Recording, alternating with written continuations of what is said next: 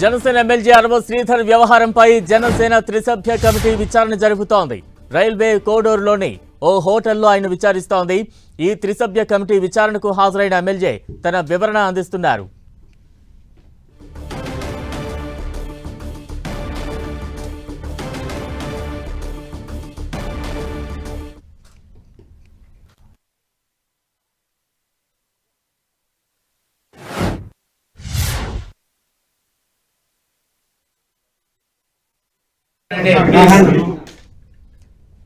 Railway Koduru MLA అరవ శ్రీధర్ విచారణ committee ముందుకు వివరణ ఇచ్చేందుకు హాజరయ్యారు. ప్రస్తుతం దానికి సంబంధించిన దృశ్యాలు కూడా మనం చూస్తూ ఉన్నాం. గత కొద్ది రోజులుగా ఏపీ రాజకీయాలను ఒక కుదిపిన అరవ శ్రీధర్ వ్యవహారానికి సంబంధించి జనసేన కమిటీ విచారణ చేపడుతోంది. రైల్వే కోడూరులోని ఓ హోటల్లో ఈ విచారణ కొనసాగుతోంది. విచారణకు రైల్వే కోడూరు ఎమ్మెల్యే అరవ శ్రీధర్ హాజరయ్యారు. అయితే అరవ శ్రీధర్ నుంచి జనసేన నియమించిన త్రిసభ్య కమిటీ కొంత వివరాలు సేకరించే ప్రయత్నం చేస్తోంది. పార్టీ ఆదేశాలతో విచారణ కమిటీ ముందు హాజరయ్యారు అరవ శ్రీధర్.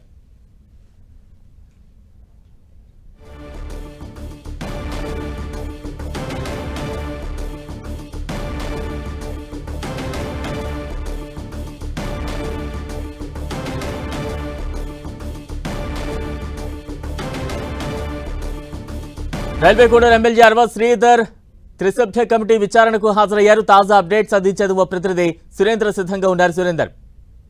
బలరాం, రైల్వే కోడూరు జనసేన ఎమ్మెల్యే అరవ శ్రీధర్ కాసేపటి క్రితమే జనసేన హైకమాండ్ పంపినటువంటి త్రిసభ్య కమిటీ ముందుకొచ్చారు. అక్కడ గత వారం 10 రోజుల నుంచి తన మీద వస్తున్నటువంటి ఆరోపణలు, వైరల్ వీడియోల పైన అక్కడ విచారణకు వచ్చినటువంటి కమిటీ ముందు హాజరై తన వివరణ కూడా ఇచ్చే ప్రయత్నం జరుగుతూ ఉంది.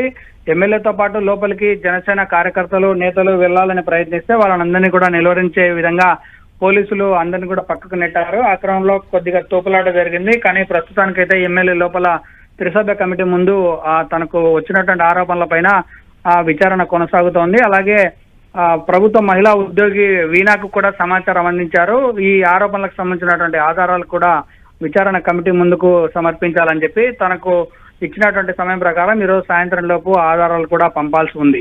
అంటే దాదాపు వారం రోజుల నుంచి కూడా జనసేన అధినేత పవన్ కళ్యాణ్ ఇచ్చినటువంటి ఆదేశాల మేరకు జనసేన పార్టీ పైన ఇలాంటి ఇష్యూస్ రావడం కరెక్ట్ కాదు, దీని మీద సమగ్ర విచారణ జరిపి హైకమాండ్ కు నివేదిక కూడా పంపాలని చెప్పి సీరియస్ గా ఒకవైపు జరుగుతూ ఉంది. ఈ రోజు జరిగే విచారణ కమిటీ ఇచ్చే నివేదికను బట్టే ఎమ్మెల్యే పైన ఎలాంటి సీరియస్ యాక్షన్ ఉండబోతుంది అనేది మాత్రం చూడాల్సి ఉంది. మరోవైపు ఎమ్మెల్యే వాళ్ళ తల్లి కూడా వీణా పైన ఫిర్యాదు చేశారు పోలీసులకు.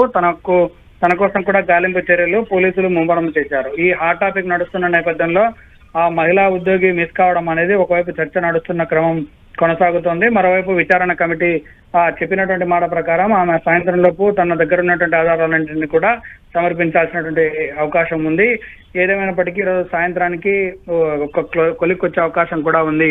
ఎందుకంటే దాదాపు ఒక ఎమ్మెల్యే స్థానంలో ఉన్నటువంటి వ్యక్తి ఇలాంటి పనులు చేయడం అనేది సభ్య సమాజం తలదించుకునేలా ఉంది. కానీ అది నిజమా కాదా అనేది మాత్రం విచారణ కమిటీలో ఎమ్మెల్యేతో పాటు లోకల్ గా ఉన్నటువంటి కొంతమంది జనసేన కార్యకర్తలకు, స్థానికులకు కూడా సమాచారం ఇచ్చారు. వాళ్ళు కూడా ఈ విచారణలో హాజరు కావాల్సి ఉంది. అంటే విచారణ ఇంకా ఎంతసేపు కొనసాగే అవకాశాలున్నాయి? ఎవరైతే ఆరోపణలు చేస్తున్న బాధిత మహిళ ఆమె కూడా విచారణకు హాజరయ్యే అవకాశం ఉందా? ఆవిడకి కూడా ఏమైనా రమ్మని ఈ త్రిసభ్య కమిటీ పిలిచిందా?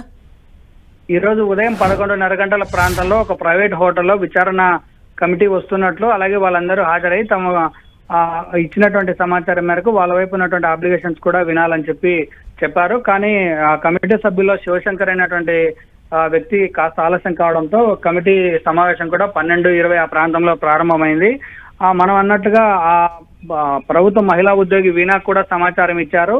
మీరు నేరుగా రావడము, లేదంటే మీ దగ్గర ఉన్నటువంటి ఆధారాలు ఇక్కడికి పంపడం, రెండిట్లో ఏదో ఒకటి చేయాలి. దాన్ని బేస్ చేసుకునే మా విచారణ కూడా కొనసాగుతుంది. దీంట్లో పూర్వపరాలు విచారించి ఈ విషయం మీద సమగ్రంగా విచారించే అవకాశం ఉంది. కాబట్టి ఈ విచారణకు మీరు హాజరయ్యి మీ దగ్గర ఉన్న ఆధారాలు చూపించాలని సమాచారం కూడా పంపారు. కానీ ఇక్కడ ఉన్నటువంటి ప్రస్తుత ఉద్రిక్తత పరిస్థితుల్లో తను వచ్చే అవకాశం కనిపించట్లేదు. కానీ దగ్గరున్న సమాచారం మాత్రం పంపిస్తుందన్న వాతావరణం అయితే కనిపిస్తుంది.